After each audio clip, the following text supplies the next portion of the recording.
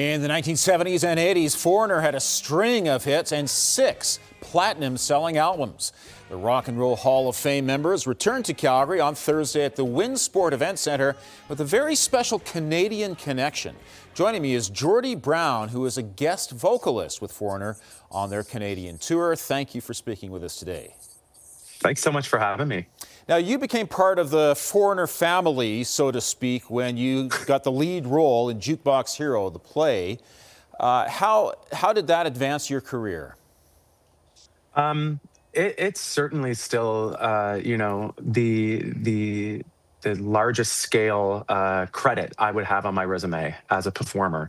And that was that all started because I saw an audition call come through back in early 2018.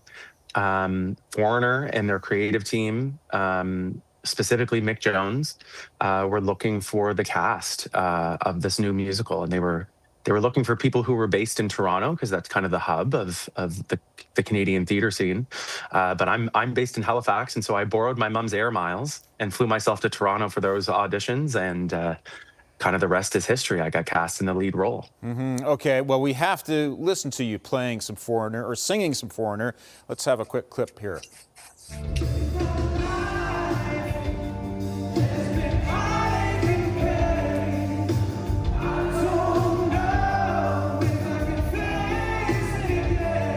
Of course, that all started out with Lou Gramm singing with Foreigner. When you sing that song, do you understand the gravity of the material you're taking on? Yeah, it certainly is a balance, though. It's a balance that I kind of teeter on because it's kind of overwhelming if I really fully kind of acknowledge it and embrace it. It is a lot to take on. But if I go too much in the other direction and I'm kind of numb to it, there are certainly times when I'm singing material like that, and I have to remind myself, it's like, this is incredible to have the opportunity to really, with that song, it really feels like a community event because everybody's singing along with us. And so I just happen to be leading it because that song is a legend in and of itself. Jukebox Hero, the play, debuted here in Calgary. You must have a special affinity for this city. I really, really do. That was an incredibly exciting time in my life. We debuted that huge musical at the Southern Jubilee Auditorium in Calgary. Played about a week there, and then we went to Edmonton for about another week. And so I love Calgary. I have very, very fond, special memories of that. And the crowds were just incredible. I feel so lucky. I feel like all the cast was so lucky that Foreigner chose to debut that musical in Canada. Calgary was a huge part of that. So it started in Calgary, went to Edmonton, and you did a run in Toronto as well. Were there ever hopes that it would come to Broadway? Yeah, they were building that show at such a scale so that it could transfer to Broadway. My understanding was specifically once we were in Toronto at one of the Mirvish theaters there, because you really can't get any bigger, any more commercial than those Mirvish theaters in downtown Toronto.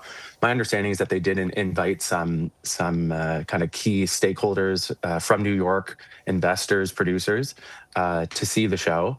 And we were also teeing up a North American tour to build some hype as well. But as we know, we had a pandemic that started in 2020. So that was several years ago.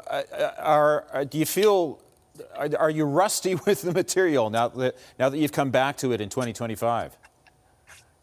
If I'm being honest, yeah. I did a live on my Instagram the other night, and I was saying to people, I don't wake up every morning singing Cold as Ice and Hot Blooded and Dirty White Boy. And it's certainly, I consider myself, I'm quite proud that I can sing a lot of different material. But this Foreigner material, I really get to be on my A game.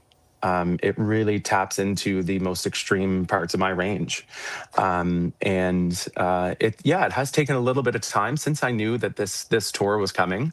It's taken a little bit of time to, to kind of get myself back up to snuff, and not just with my technique and, the physical nature of singing, but also mentally too. I really had to hype myself up, and frankly, I think it took a few shows on this tour to fully get back to that rock star mindset. Okay, I can do this. I understand you have quite a background in musical theater, and that includes a play that you produced on Anne Murray. Tell us about that. Yeah, I am. I'm a huge fan of Anne Murray. I love her music, love her as a singer, but I also love the story of her career. I am such a proud Nova Scotian, and to see how she navigated the music industry, and how she was such a trailblazer, especially for women in the music industry.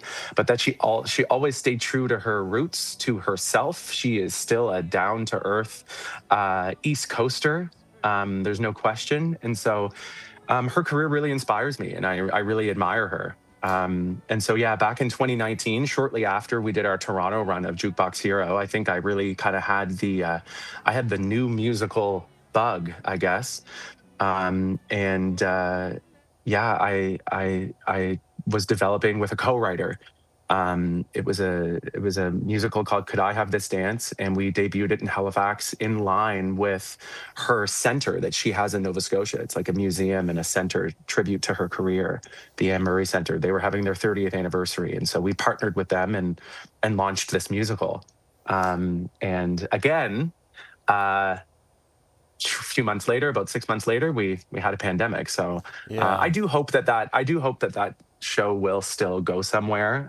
We had a beautiful team surrounding that show, and we had Anne's stamp of approval, and that was actually my first way in to actually connect one-on-one with Anne, was through that musical. So That must have been a thrill for you to get to know her. it really, really was. When I told her we sold out the Rebecca Cohen Auditorium in Halifax, I got my favorite email of my life, which was from Anne, and it just said, "Attaboy." Very nicely done. We should also point out that you're a solo artist too. You do your own stuff as well. Tell us more about that. Yeah, I am, and really I've known for a year and a half that some version of this tour was coming up, and as I said, I sing a lot of different material, and I really wanted to. When I knew rock fans might be paying a little bit of attention to me, I wanted to have some more rock material out in the world, and so long story short, I ended up recording recently a song that my dad's band from the 70s in Halifax, Titan, they were called. I re-recorded their biggest hit. And I got to have my dad and a few of his bandmates in the studio with me. And then a few of my friends as well. So I released my debut rock single, which was like a revival of this hit Halifax 1970s rock track. And that's called Won't You Come With Me? And your dad must have been absolutely thrilled. Yeah, it was pretty special. There were so many reasons that recording that single was special, and one of which, of course, was the family connection. I'm so close with my family. I have a house in Dartmouth, Nova Scotia, 10 houses away from my parents' house where I grew up, and directly in the middle, my sister, my only sibling, has her house. So I look out my kitchen window and I can see my parents' house and my sister's house. So to get to kind of connect my music world with my family world, that's really special when that happens. Yeah, that is so cool. Well, Geordie, thank you very much for speaking with us. Enjoy your return to Calgary. Thank you so much. Really looking forward to it. All right, thank you. And Foreigner performs with Geordie Brown Thursday, November 6th at the Winsport Event Center.